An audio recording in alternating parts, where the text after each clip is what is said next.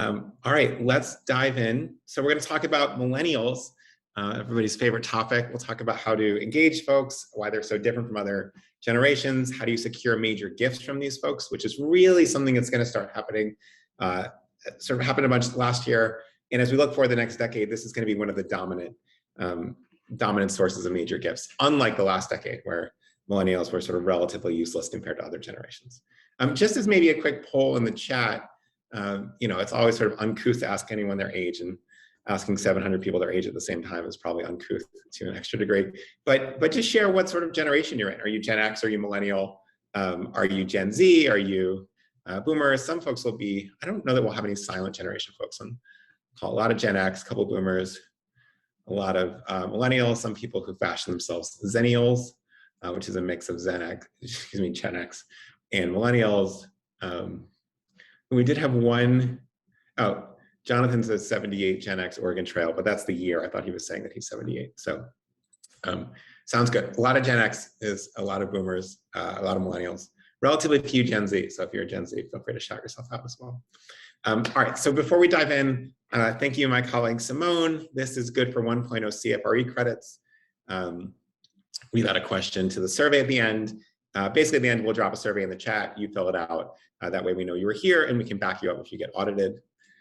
So agenda today, here it is. I won't read through it. Big thing to know, we will send you the recordings and we will send you the slides afterwards.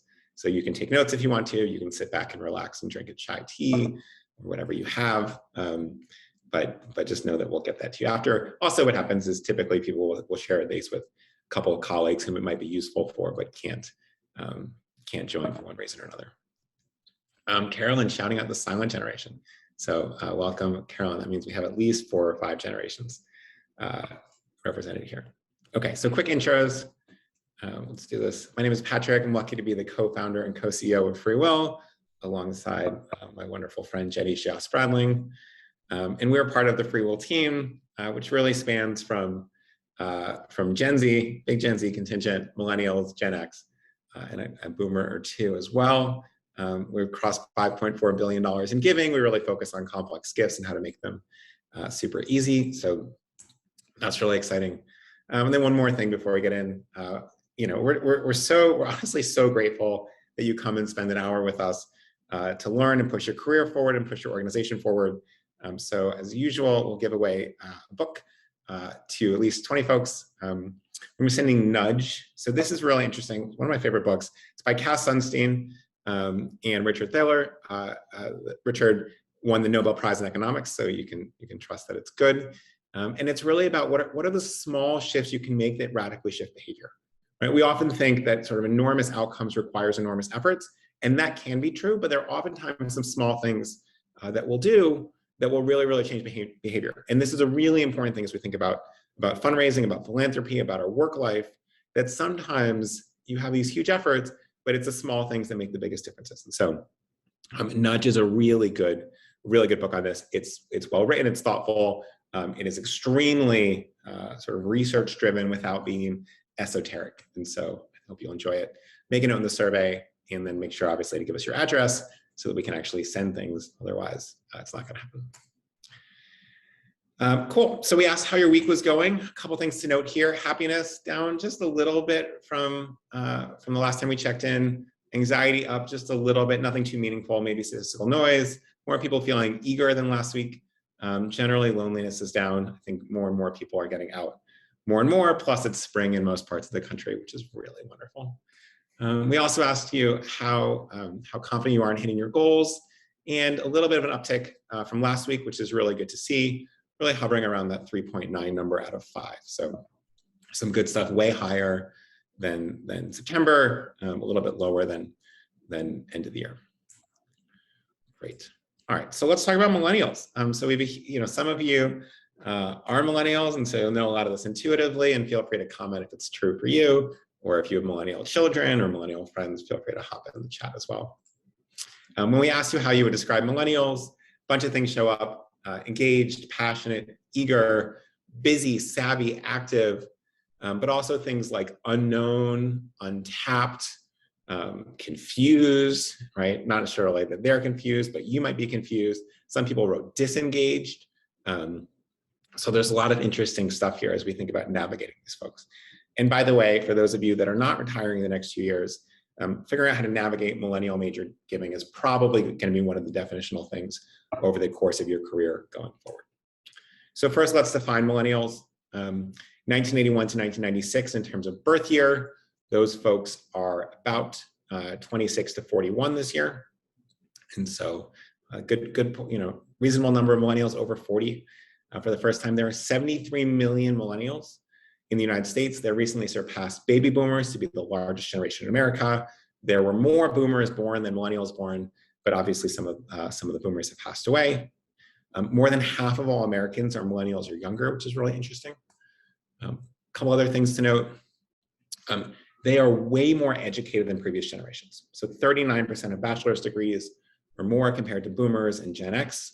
And so that shifts behavior. Certainly education matters. They're way more racially diverse than boomer and Gen X parents. I'm going to show you a graph in a second that really, I sort of stared at it for 20 minutes last night because it's so interesting and tells such an interesting story. Only about 56% of American millennials are white. In contrast, when you look at boomers, high 70s, like 78, 79% of baby boomers are white. And that just meant that their upbringing was radically different. You had both more segregated neighborhoods, but also just sort of a less diverse population at whole. And that really, really changes the way that they interact with the world. So take a look at this. I mean, I hadn't realized, by the way, if we go back, this graph's a little bit complicated, but let's go back to that left side of baby boomers, right? So you can see what we call the greatest generation. These are all births. First of all, sort of really striking to see how small the greatest generation is. Silent generation going forward, this is births per year, and then baby boomers. But you look at sort of early baby boomers, and certainly late silent generation, overwhelmingly white to a degree you wouldn't have expected. A very small Hispanic population, at least compared to later years. Almost no mixed race people, or at least who would identify. Very small Asian population, et cetera. Even the Black population in the silent generation was much smaller than I would have guessed, right, as a comparison to white Americans. Now you go into boomers and you start to see that really shift, and the Hispanic population really grows over time. And just to put this in some context, right, and someone just made a note here, Gen X, actually, you can see that dip, right? So, we talk about Gen X a little bit less than we should, and that's partly our problem, but also you see it's much smaller than both the generation before and after. And you look at Gen Z, I mean, look at this, right? I mean, Gen Z is even more racially diverse, right? You're looking at maybe half of Gen Z identifies as white. And you can see that among Gen Z folks, right? Looking at whatever the last year on the graph is, let's call it 2018 or so, you're looking at 1 million fewer white children born every year than the peak of the baby boomers. And so you really see an evolving United States population, and that means an evolving donor population to a significant degree. This is just the US, by the way. If you looked at a global scale, obviously African birth rates are really rising, and there's some research that shows Africa will be the largest continent by population in a decade or so, surpassing Asia, but that's a whole other conversation for another day. Okay, so that's what it looks like from a racial diversity standpoint. A couple other shared facts. Less married, fewer children compared to older generations. 46% are married compared to 67% of boomers when they were 25 to 37. By the way, Gen X is right in the middle of this. About 57% of Gen X was married at this time. In 2018, 55% of women between 22 and 37 had given birth, which is really remarkable. It's only a little more than half compared to 64% of boomers. Birth rates are significantly lower for women with advanced degrees. Now, higher education tends to correlate with more wealth and more giving, so this is really important. Women with less than a high school education had 50% more children than women with graduate degrees, so really big disparities here. Then, when we think about millennials, obviously not a monolith, and people like to talk about the Oregon Trail generation. Some of you actually self-identified as an Oregon Trail millennial in the chat. So if anyone's Oregon Trail, feel free to mention that again, and whatever you think sort of defines the characteristic. These are folks born in 1981 to 1989. I'm in this category, so age 32 to 40 right now. it's really defined by the last generation to remember a meaningful segment of their life before the internet and widespread cell phones. So it's called the Oregon Trail generation because we all played the same game, right? There was Oregon Trail, there was like word and number munchers. There are a couple other games, I actually forget what they are, but there's like 4 or 5 canonical games that we all played at the library, in television, some other things like that. We all played exactly the same thing. You had the same experience. Where in the world is Carmen San Diego is a great call out. That is the one I was thinking about. So we all had the same experience of sort of coming of age of early technology before it sort of snowed everything else. We headed to college just as 9/11 happened, have a more globalist lens than earlier generation. I mean, when I went to college, I started in 2002, right after 9/11, right? And so the number of people that were coming in and studying Arabic was literally 20 times 8 years ago, where people really thought about sort of this global mechanic, understanding the Middle East, which had gone sort of underreported on, a bunch of other things like that. They remember the Clinton years, but were really shaped by the Bush and Obama years. One thing we like to talk about is if you see someone, you see a millennial taking a selfie, you can tell if they're an Oregon Trail, meaning an older millennial or a younger millennial. And the question is, how can you tell? So feel free to type this in the chat. High or low phone, duck lips, the angle, how many pictures they take, that's good. Cool filters. A bunch of folks have it right, okay, which button they use, which hand. And the difference here is older millennials, let me see if I have my phone with me. Older millennials tend to take photos like this, right? And younger millennials tend to take photos vertically. Now, why is that? Older millennials take horizontal selfies because they still think of photos as something that is actually printed out, right? At one point, you know, our first cameras were those little handheld things you buy at CVS, and you'd really try to get it right, and you'd get it developed, and you'd see how bad you were as a photographer. And you still imagine this you know, Facebook photos on desktop, and or actually printed out photos. And younger millennials consume an enormous percentage of their photos, not only now, but in their life, on things like Instagram and on their phones, right? So not even is it computers or not, it's on their phones versus computers, on their phones versus printed out. And so the primary way that they take it is vertical, which has been deeply shaped by the structure of photos in Instagram, which is designed to be scrolled with a vertical phone. So next time you're out at a tourist event, something else, or just generally in the world, you see a lot of people taking selfies, pay attention to what direction they're doing. All right, let's talk about charitable giving. So 84% of millennial employees give to charity, and 70% volunteer more than an hour to a charitable cause. 74% consider themselves as a philanthropist, which is a super important thing as part of their identity, compared to only 35% of boomers. They also pay attention to what happens with the dollars they give. 66% track results for nonprofits, compared to 32%, so this is a really big shift. They give differently. So from 2018 yearly impact report, millennials found they prefer to perform smaller actions before donating a lot. They're heavily influenced by their peers. They care a lot more about issues than organizations, right? Now some exceptions might be the college they went to, the church they go to, but for the most part, they think a lot about issues as opposed to institutions, and that's a really big shift. And it presents both opportunities and challenges. 90% would stop giving if they distrust an organization. 90% are motivated to give by a compelling mission. Again, this is much, much more than sort of the institution itself. This is really interesting, and I'll leave this up for a moment. This is how giving channels are used by generation. Source is CCS, a big thank you there. What you see here is Gen X, the sort of far right column in every generation is online. So you can see that online through website is the dominant form for Gen Z, for millennials, for Gen X, for boomers, and even for the silent generation, it is barely eclipsed by direct mail, right?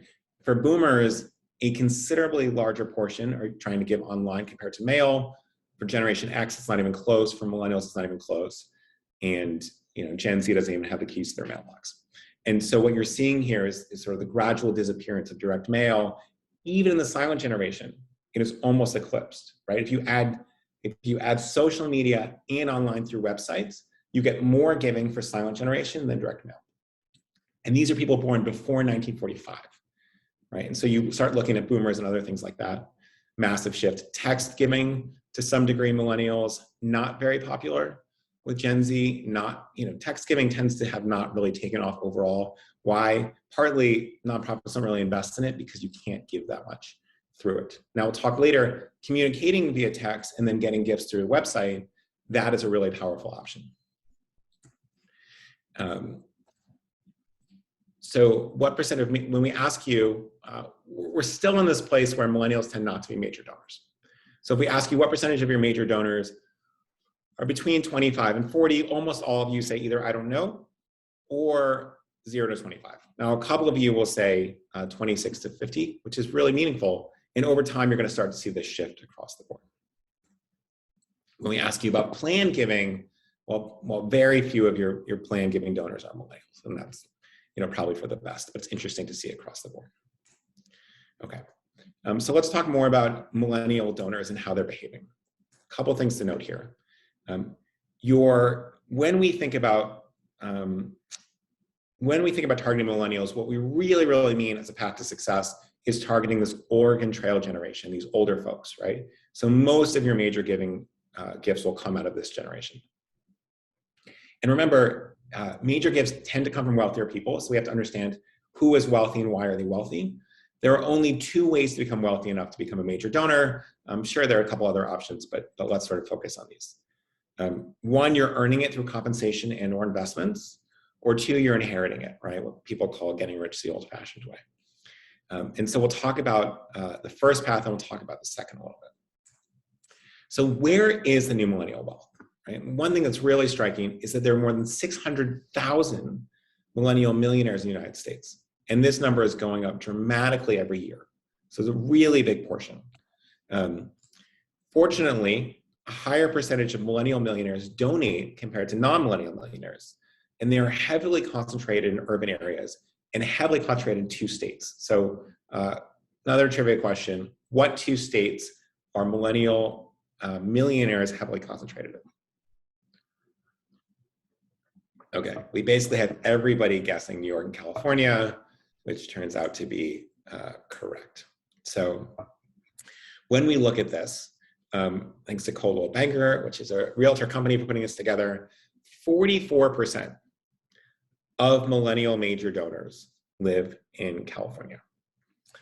Almost more, not quite, but almost more than the rest of the country combined.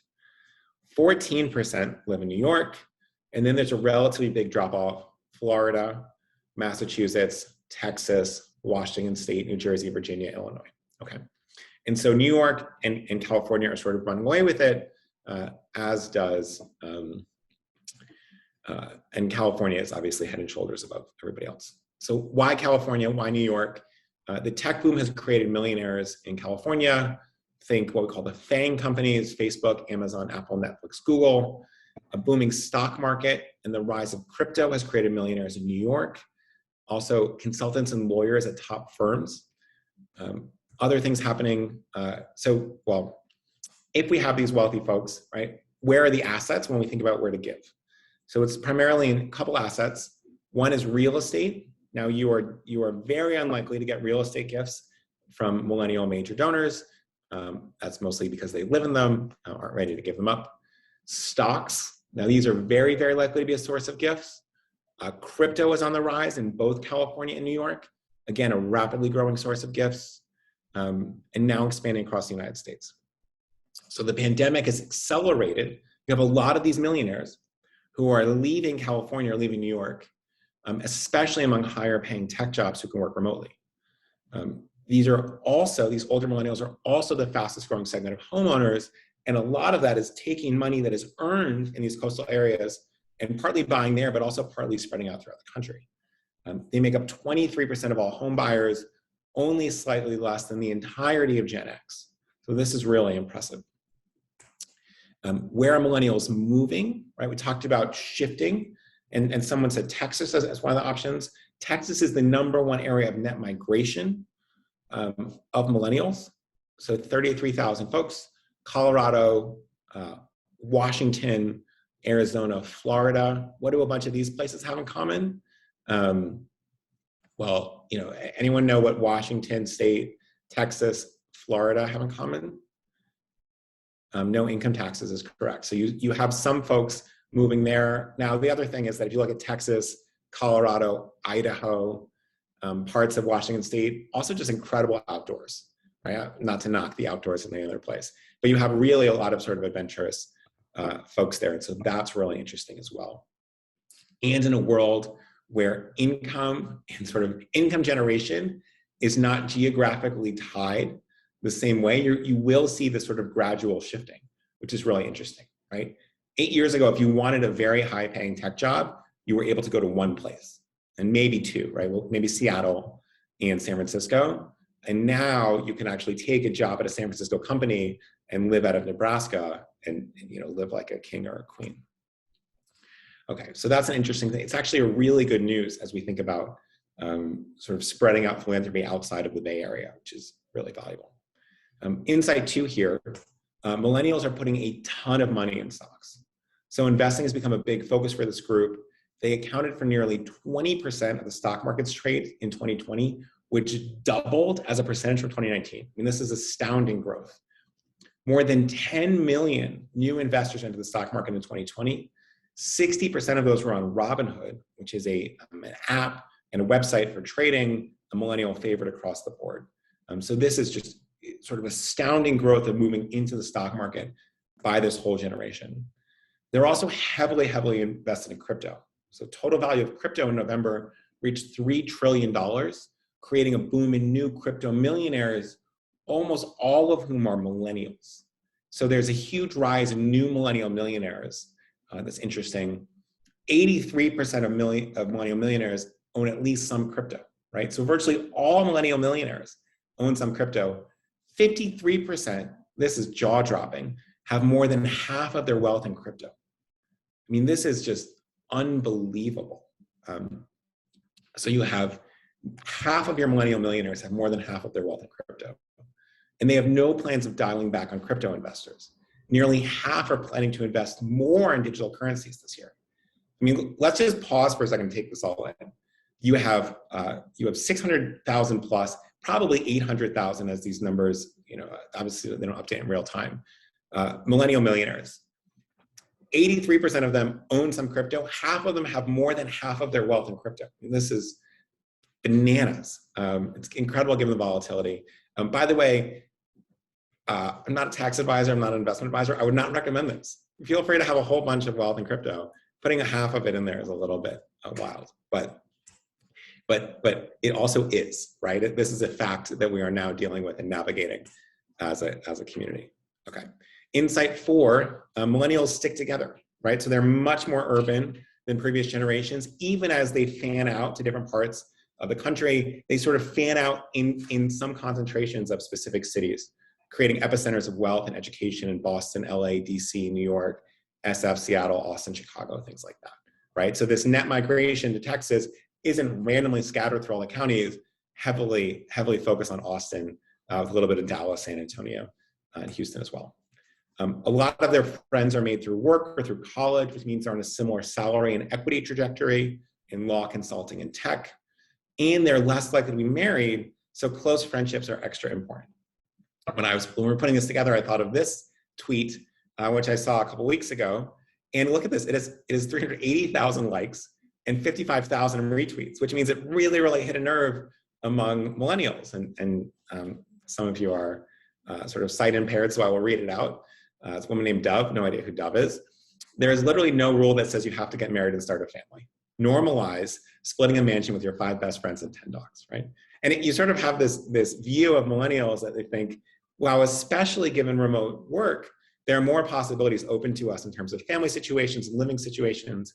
And they're really rethinking a lot of the way that they think about the nuclear family, sort of family structures and things like that. Okay, Otherwise, what this means is that peer influence in giving is super high. So if you look at both Gen Z and millennials, you can see that they encourage family and friends to donate to the same cause. They told family and friends about a cause they supported. They made a donation after learning about something on social media. They're giving to support people they know, et cetera, et cetera. And so you can see incredible peer influence among this whole cohort. Super interesting there. Also, their incomes are rising quickly, right? So one of the things that we have to do in philanthropy is constantly adjust our mental models. When we talk about older donors, one of the biggest mistakes is that people sort of locked in their view of older donors 10 years ago as afraid of technology, unwilling to do anything online, and they just sort of kept that. And so that's been carried on, but in fact, that's a mistake to think about right now. Now, the same is true of millennials, right? We think of millennials as sort of broke, student debt ridden. This is obviously true of some, but incomes are rising enormously for this generation. Tech hiring in particular is increasingly competitive, so salaries are rising. Stocks that they're investing in continue to grow in value. Law, consulting, and banking operate in what's called a tournament model, which means that as the years goes on, some people get kicked out, but some people get dramatically higher salaries. And so this is really, the folks that are hitting their income earning years at 36, 38, 41 are suddenly much wealthier than they were 8 years ago. And so your millennial donors are growing in capacity much faster than older generations. So this is a really important point. When we think about getting $10,000 gifts from, say, Sarah, who was born in 1983, and Michael, who might have been born in 1948, we should be much more excited about that Sarah gift, right? We should obviously be thanking both donors, but the capacity of Sarah is going to grow over time considerably, whereas someone in a boomer generation or silent generation, unless we're talking about planned giving, is probably not going to sort of dramatically up their giving rates. So this is really important. And look at this graph, right? So this is real median household income for folks 35 to 44. So it's not exactly Oregon Trail generation, but it's mostly encompassing of that. And look at how big that gap is, right? The growth compared to the folks in the 70s and 90s, this is all inflation adjusted, by the way. But also look at this trough from 2008 to 2015. Now, it really took this part of the generation a lot to come out of that recession in 2008. They went into, they graduated college 2006, 2005, 2008, and then boom, right? The housing market crashed, the recession happens, really rough job market. They sort of get scrappy, and suddenly, in better times, these incomes are growing enormously. And so what it means is giving potential is growing enormously as well. This dip, by the way, is in 2020. I think it's safe to assume that it's now surpassed the 2019 high that you see as that peak. All right, now the other thing, right, we talked about these two paths to being wealthy. So path one is you go earn it through investments and salary and other things like that. The second is you inherit it, what we call getting rich the old-fashioned way. Over the next 30 years, an estimated $68 trillion will be passed on by baby boomers. And a large portion of this is going to go to millennials, right? So this is what we call the great wealth transfer. It is, by the way, the most important moment for philanthropy probably in the history of the world. And so getting your planned giving house in order right now is super important. But a lot of this is also going to go to millennials. By 2030, millennials are estimated to have 5 times as much wealth as they have today. I mean, again, sort of jaw-dropping changes overnight, and a lot more of that is going to be plugged into crypto, which we should probably talk about at some point as a group of millennials and make sure that people are investing smartly. Remember also that boomers had many fewer children than their parents in the greatest or silent generations, and so inheritances are more concentrated per child, right? So my mother is one of 7. I'm one of 4, which is a really large family for millennials. Most of my friends are one of 1 or one of 2 or one of 3. And so you have a lot more concentration in terms of parental wealth getting directed to fewer children. Good news here, for those of you who are not in the Bay or not in New York or not in Seattle, is that millennial millionaires by inheritance will be much more geographically distributed. So about 9% of the US households qualify as millionaires, and you can see how spread out this is across the country. Now, obviously, you have large concentrations in California, in Northern and Southern California, in some of the oil-rich parts of Texas, in Florida, up in the Northeast. But you also have this spread out generally, right? Some of these counties that have fewer also just tend to be sort of less populous generally. So really, really interesting. Yeah, you can see Annie notes Metro Detroit. And so, places where you might not think of sort of massive wealth, you will suddenly have a lot of folks,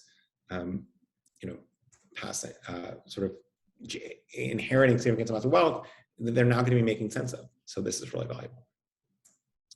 The other thing that's really important to note is that, yeah, we talk about millennial millionaires, there is a widening wealth gap, right? And the pandemic widened the wealth gap among millennials. High-income millennials' wealth grew, stock market, real estate, a lot of savings from not taking trips, not throwing weddings, not doing other things. The lower-income millennials were hit hard financially, especially in the service industry. Growing disparities in race and ethnicity, older white millennials are rebounding. There's some sort of falling behind elsewhere. And so this is a trend that's important to pay attention to and make sure in our programmatic work that we're really working towards reduced inequality overall. So your wealthiest donors are getting wealthier while other donors might be struggling. We just want to name this. This is an important trend happening in the United States among this generation. All right, so those are some insights on what's happening in the world of millennials and millennial donors. Let's dig in for a moment on how do we actually secure major gifts from these folks. We'll do this about 10, 15 more minutes, then we'll make sure we get some questions in as well. So first things first, we have to find our prospects. And when you're looking at your donor base, especially if you have names and workplaces of folks, right? You can go names, you can go to LinkedIn, figure out where they work, and then Glassdoor, which many of you use, to understand salaries. And when we're looking, don't just look at their job, right? Look 2 or 3 levels up to say, oh, is this someone who's really on a fast growth trajectory from an income standpoint? Maybe it's worth beginning to steward these folks and engage them now, because even though they're making, low 6 figures, high 5 figures now, in 2 years, we can see they might be making $300,000. And so this allows you to start mapping, understanding trajectories of people based on what are the incomes they're likely to have in the relatively near term. For tech, you want to look at publicly traded companies, recent IPOs, which are initial public offerings. That's when a tech company or any company becomes newly listed on the stock market. 6 months after that, usually, a lot of what we call liquidity, which just means money because they're able to sell some of their stock, comes to those millennials. That might be a good conversation. Or acquisitions. There are a bunch of different tech and startup newsletters in your city. You might not be a tech or startup person, but you might want to sign up for these and see, wow, what are the companies that really took off, that have been successful? Or any of my donors in those communities or in those companies, they may be worth an extra conversation as well. So otherwise, as we think about finding prospects, and you're outside a millennial wealth hub, right? If you're in the Bay Area and you have a bunch of 40-somethings or 30-somethings, go talk to them, right? They're likely to, some of them have some significant wealth. If you live in Kansas or Nebraska or Rhode Island or South Carolina or other places where there are not traditional tech hubs, you might want to think about some of the advertising you can do to folks who are connected to your community, but now live in one of these. You can target by location using city or zip codes. You can also target by hometown, right? So they used to live in your area, but now they live in New York or SF or Seattle. By the way, this mug, I grew up personally, mostly in New Jersey, but also spent some great time in Rhode Island. And when I was in grad school in California, Facebook would always target me with this mug around Mother's Day to send to my mother, then send sort of California to Rhode Island. And it's an example of using this, where do you live now and where's your hometown as targeting. You can obviously retarget website visitors. And when you have millennial donors, you can upload those to various social networks to be able to advertise to them and reach them more effectively as well. So that can be really interesting. It will help you quickly reach a lot of potential donors, and it's important on top of email as well. Eve, hello from Warwick. I was down in Westerly, which is in the southern part of the state. Tip number 2, don't turn away stock and crypto gifts, right? Remember, your millennial major giving prospects are likely to be heavily invested in stocks and apparently extremely heavily invested in crypto. Many will have seen major gains over the last few years, certainly with stocks, but also some of these gains might be 3x or 4x in crypto. Giving via stocks or crypto rather than cash will be more helpful to these people because they'll be avoiding capital gains and they're navigating capital gains and capital gains taxes for the first time in their life. And they'll also be likely to pass on these tax savings to your organization, which basically means bigger gifts from the same people, which is a win-win for everybody. Stock giving and crypto giving doesn't have to be a massive effort or cost, but you really want to be ready when donors come to you. Many of these donors have significant gains, and they're looking for somewhere to give their first really big gift. Be ready for some really large gifts, by the way. And as a note here, one thing we like to tell people is there is a whole industry of food delivery apps that have been created based on the premise that millennials hate talking to strangers on the telephone. And so it can't be the case that you accept crypto gifts or you accept stock gifts, but you can't easily find that on your website. It has to be easily accessible when people are searching your organization, that they can find how to give stock and how to give crypto. For stock, make sure you're providing transfer instructions. For crypto, you can set up your own wallet and manage your own liquidations, but a lot of people prefer to have experts do it and make it really easy. There are some very easy and cost-effective ways to quickly set up the ability to take crypto, which is important. We launched something called Crypto for Charity, which takes about 10 minutes to sign up for, accepts 165 currencies. The average gift is now $7,000, which is wild. And all the gifts are automatically liquidated and sending you US dollars. So super helpful. If you want one of these sites, just sign up in the survey. We can also send you more information as well. So we'll go there. Most of you, right? So about 86% of you said you didn't know if your millennial donors own crypto. 82% of you didn't know if they own stocks, but it turns out that a wildly high percentage own both of these. And providing ways to help these donors give easily will help you identify them, steward them for bigger gifts in the future. Super, super, super important. All right, tip 3, you want to fix your donate pages. This is really important. As I mentioned that earlier, millennials prefer to give online through a website over anything else. The largest gifts you'll get from this community are stock and crypto. We know that from academic research that organizations who focus on non-cash gifts grow 6 times faster. But most nonprofits only talk about these things in direct mail or in like a little quarter-page ad in the magazine that no millennials are reading, right? This is a real problem. And so you want to make sure that you are where the donors are, which means making sure it's on your website. So as an example, our friend Lakshmi is a Harvard grad. She's a world traveler. She's a former engineer at Google. She worked at FreeWill for a while. She's great. She's an older millennial. You can note this by the horizontal selfie. She has a bunch of Google stock from her time at Google, right? And for her, it feels like different. It feels like bonus money. And she invested early in crypto and saw huge gains. She would much rather prefer to give stock to animal rights and disaster relief, which are her favorite causes, but no one ever asked her, and it wasn't obvious on the website. So instead, she gave a much smaller cash gift. And like these organizations don't know that they lost out on a bunch of money because they didn't have the ability to take it prominently on the website, but they did. And we know that based on interviews with Lakshmi. So really, really important, bigger gifts from the same donors. And as much as possible, you want these tools or these ability to give on your donate page and not just on your ways to give page, right? It will get 10 times or 100 times the traffic of your ways to give page. Most donors who are millennials don't know to go look elsewhere and away from the giant red button that says donate, which is where you were drawing them to originally, right? They're unlikely to call you. And so you want to make sure you're suggesting stock and crypto giving on the page, as well as things like donor advised funds, which millennials are opening as well. For crypto and stocks, you want to include a form to capture donor information and provide a reason why you want to do this. Many crypto owners tend to like the anonymity of cryptocurrencies, but our research has shown that if you give them a clear reason for not being anonymous, it will drastically shift their willingness to give you information. So just as an example here, you might say something like, thank you for your crypto donation to the Land Trust. Please use the form to make your gift. Your name, address, and phone number are optional, but it really helps us tremendously to understand who our donors are. We'll never share or sell your information, and your donation does not trigger capital gains as tax deductible, right? So just telling them that it helps you personally, right, for a pro-social organization and pro-social donors, this will make it much easier. A good example of this is our friends over at the United Way. And on their checkout page, on their donate page, you just click a little box here and it says, I want to donate cryptocurrency.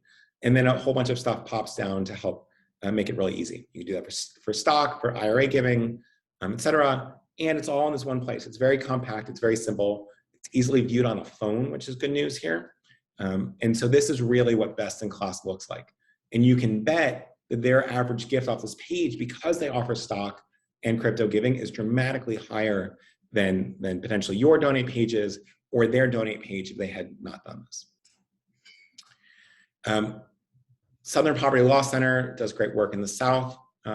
Similar, right? On their checkout page, linking to stock gifts, super, super important. So if you're here from SPLC, hats off to you for sort of setting the bar on what good looks like.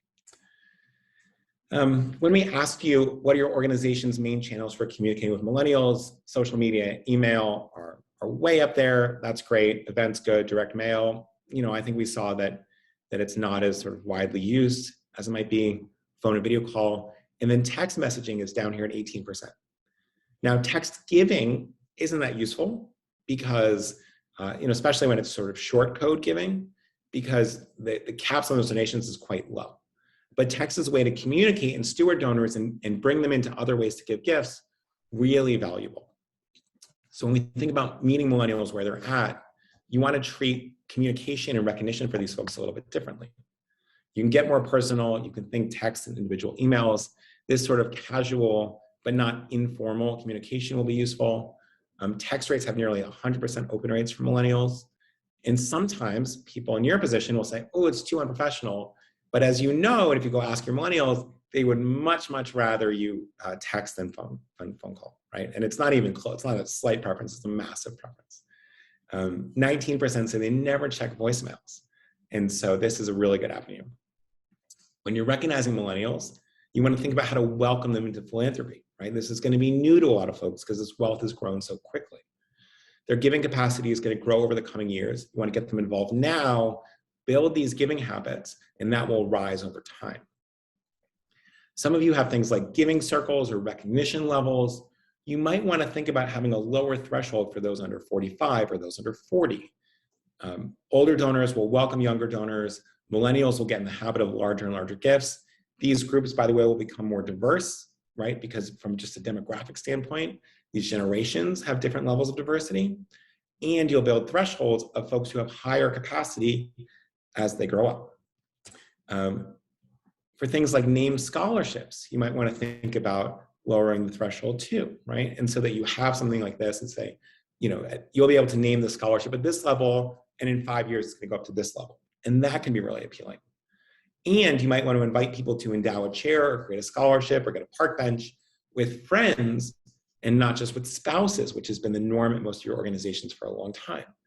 And that's sort of a new avenue where you can actually collate a bunch of gifts. And we haven't talked much about giving circles here, and we won't, but those are really on the rise among millennials as well. One thing you can do in texting this is really helpful. We've shared this with you in the past, but it's one of the single most effective stewardship tools that usually can be done in under 2 minutes. We call it the thinking of you note. You want to note something specific that this person helped to fund. Then you want to share something you saw in action, and then you want to keep it very short. So just as an example, you can do this over text, by the way, and send pictures. So sometimes people say, I want to text people, but I don't really want to give out my home phone number. I'm not really ready for that. You can use Google Voice. Google Voice will set you up with a free phone number. You can call and text from it, and you can have a quote work phone with your Google Voice number. Pardon me. That sort of shields your personal number, so you don't have to deal with any risks there. But you also don't have to carry around 2 phones like we used to do in sort of the early 2000s when you had a work phone and a personal phone. So an example here is thinking of you. Sean, I walked past Sam on campus today. She was explaining a geometry concept to another student, I think doing a pretty good job. I know the scholarship that you and Sarah and Will, again, this is sort of done by friends, fund is make a big difference to Sam, but I thought you'd like to know that it seems to be helping the other kids too, right? So that's really, have a great day, right? This whole thing takes 90 seconds to type up. It will literally make the day of your donors. They will remember it, and they will up their giving next time. Also, when we think about millennials, one other thing, we just told you that millennials don't like text messages, they don't listen to voicemails. Now, one of these quirky things is that they actually do listen to voice notes, which they send, even though voice notes are sort of functionally identical to voicemails. Now, why does this happen? Not quite sure, but it can be intimate, useful, convenient, and you can record these in 20 seconds. It's another way to send a message or share information with somebody without necessarily being inconveniencing them, because they're unlikely to pick up an unknown number. You can also send messages on Instagram if your organization has an Instagram account. You probably don't do this from your personal account. That would be a little bit strange. But you can, DMs stands for direct message if you don't know that. All right, a couple more tips before we wrap up. Emphasizing impacts. So remember that millennials want to support a specific cause more than an organization. Feeling like their gift didn't matter is the #1 reason for donor attrition among millennials. And you need to emphasize ways that they can give that have a bigger impact on your cause, like stocks or crypto, but making sure it's really clear that you're going to have a bigger impact on mission and not just on the institution itself. Boomers and Gen X are more likely to look for testimonials of financial reports. Millennials really want to see nonprofit impact reports and news stories. Now, you don't have to create a 40-page brochure and spend a year on it. This is really important. Simple infographics are better than brochures and reports. You don't need to print things out. It doesn't need to be costly. Think about a page and a half with a couple of highlights and a cool graphic or two. And then tip 6, which is a little bit counterintuitive, going big on planned giving. What we're seeing is that 28% of wills on FreeWill are made by millennials. 19% of them include charitable bequests. In fact, millennials are more likely to include bequests than boomers or the silent generation, partly because they are more charitable and partly because they have fewer children overall. Not having children, by the way, is the #1 determinant of charitable giving in wills. This money may be a long while off, but it's important for 2 reasons. One is getting these donors now builds loyalty. And research shows that when people make a planned gift, real-time giving goes up by 75% in the following years. And it can identify your diehard supporters, and even potentially their assets for major gift prospecting. So suddenly someone leaves you $200,000 in a will, even though it's a long way off, that is a really good person to talk to about stock giving or crypto giving or just a large cash gift. Remember, gifts in a will are the only type of gift that doesn't impact them financially today, and they may not have a lot of liquid funds to give, but they want to help. It's a meaningful action for them to take, and it allows you to sort of expand their giving in the future. So our suggestion is go broader in planned giving outreach, emailing younger supporters, welcome them to a legacy society. And by the way, your older donors will be really happy to have some younger donors as part of the legacy society. It will engage everybody. Here's some sample language on what it might look like. We won't go through it now because I want to make sure we get to some questions, but it will be in the slides we send around. So a couple of final notes here. We are going to give away this book, Nudge. My colleague Simone is going to drop the survey in the chat now. And so just make a note here if you're interested in the book. I will give it away. Again, great book. Strongly recommend it if you don't, if you don't win it. Also available at most of your local booksellers, which might be good to get there instead of Amazon. Just make a note in the survey. A couple other things. We've created a millennial giving guide and a crypto fundraising guide. So if you want these, just make a note in the survey and we will send them your way. A couple other things to know. As I mentioned in the past, we do have a bunch of amazing tools that our team works super hard on in case you're ever interested. Our Will tool is actually the #1 estate planning tool in the United States right now. Generates about $6 million in bequests every day, which is wild. And by the way, there's something we call featureships, which allow you to be in front of everybody in your county or your state or the country who are doing wills right now. And that just leads to enormously successful planned giving. So for many people, the featureship is more successful than all of their other efforts in planned giving across the board combined. And so if you're interested in that, make sure to make a note in the survey. We have some cool tools around making stock giving super easy and also taking a whole bunch of the headache off your finance team in order to really, really track these, as well as crypto giving. So this is newer for us, but it's going super well and hundreds of nonprofits have already signed up for it. So we're really excited to work alongside you here. And we can have folks up and running in a week or two, which is pretty cool. Yeah, so a couple notes here. On Thursday, in 2 days, a little bit less than 48 hours away. I will be walking folks through the crypto tool. So if you want to join that, just make a note in the survey, send you a Cal invite. It's very informal. We'll sort of do 20 minutes of presentation, answer a bunch of questions, send everybody on their way. So pretty easy, low stakes there. And then on May 5th, my friend and colleague Alyssa is doing something similar for the stock tool and the bequest tool that we talked about. You can also always have a one-on-one conversation with somebody if you like it. So feel free to set that up. Troy says that they just got a $500,000 request through FreeWill. So hey, thanks, Troy. That's really great news. Okay, cool. So I'm going to take a second. I'm going to recover my voice for a minute and read through the questions. If you don't mind using the 6-second break to answer the survey, that would be wonderful. Most people fill it out. And so a huge thank you to you. And I will look at the questions.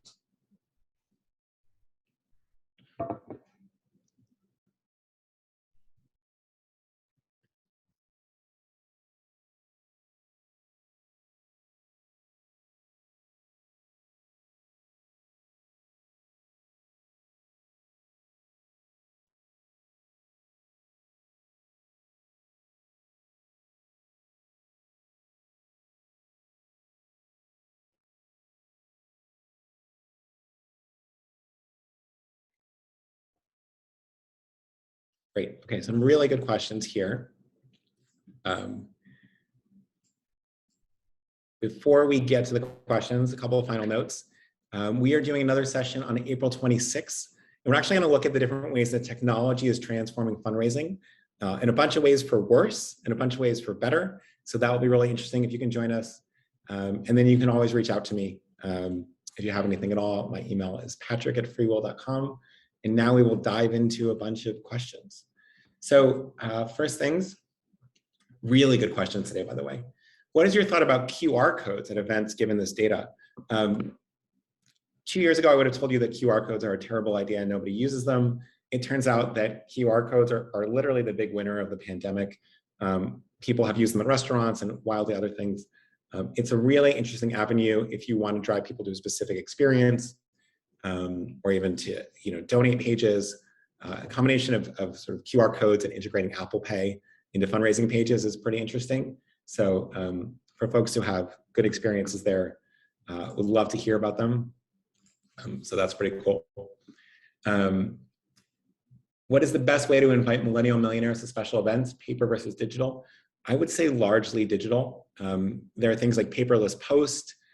Most wedding invites I get these days are actually digital, and there may be some sort of additional card in the mail as well, but it's almost an afterthought and a formality. All of the tracking and other things happen, and it's really nice to be able to sort of RSVP and give dietary, dietary restrictions and plus ones or whatever, all in one context, and so that's useful. Gideon asks, can you address the political leanings and religious leanings of millennial givers? I don't know. I don't know in particular. There is certainly a sort of religiosity among millennials is often underestimated, and there's quite a lot of religious giving among millennials. So I'll just note that. I think millennials as a generation lean more liberal than some of the previous generations, but it remains to be seen whether that tracks true over time, whether it's a function of birth year or age. And so we'll see. There's some questions around if you reside in an area that doesn't have the top 10 highest millennial wealth, does that mean we fall below 2% of millennial wealth? Mandy, it does for that map. It means that you have, less than 2% of all millennial millionaires live in that state. But I think the overall number of millennial millionaires is going up pretty considerably. So I wouldn't sort of lose hope if you're in a place like Michigan. As you saw in some of those other graphs, you will have a lot of wealth. And I think you're seeing a lot of millennials return to their home state after living in a more expensive urban concentration for a period of time. Okay, a couple other questions. Roberta asks, do I think millennials moving to Texas might eventually change politics there? Probably. We'll see. I mean, it has to be such a large number to really move it. One of the things that's interesting is it's very concentrated, and so you'll see how that plays out, but it may not change a lot of congressional seats. because they're moving in many cases to already urban areas. But it'll be a fascinating thing to see what Texas becomes over the next 10 years. Okay, great question from Cheryl, and then we'll make this the last question. There's been a lot of discussion about the environmental impact of cryptocurrency. Curious how FreeWill addresses this, given that younger people feel strongly about environmental protection, and it's a tough contradiction to navigate. That's right. I mean, I think millennials are among the most environmentally focused generations, and crypto can be environmentally challenging. So just 30 seconds on this. Why can crypto be bad for the environment? Because it takes a lot of energy. It takes a lot of computational power. Now, one thing to note is that, so does the American banking system. And for each charity, it's going to be its own decision around accepting crypto or using it the same way that many of you might take, American Airlines stock, but it's not necessarily the best thing for the environment. It's also the case, this is an important thing to understand, that different types of crypto have vastly different energy needs. And so there's a coin called Solana that's actually carbon neutral. There are coins called like Ethereum that are relatively light on energy usage compared to things like Bitcoin, which are very heavy on energy usage. And so there's a lot to navigate here, but it would be a mistake to paint all cryptocurrency with a broad brush because it's actually wildly different, right? In the same way that a small electric or hybrid car is not the same as a V8 Hummer. And you'll have sort of wide variance among cryptocurrencies. And so that's an important thing to think about, rather than thinking about them all as a monolith. So I think that is it.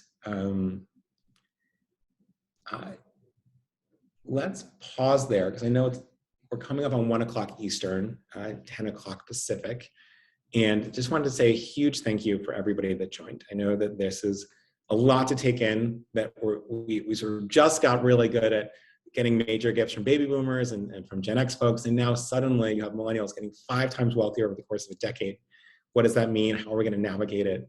There's so much to learn. And so a big thank you for advancing your careers and advancing the mission of your organization and just joining us. And I hope that you can make it in a couple weeks when we talk about the sort of wild shifts that technology is happening on everyday life, which is then filtering into philanthropy and how that works. So big thank you to everybody. Great to see so many familiar names and faces, and we'll look forward to speaking with you all soon.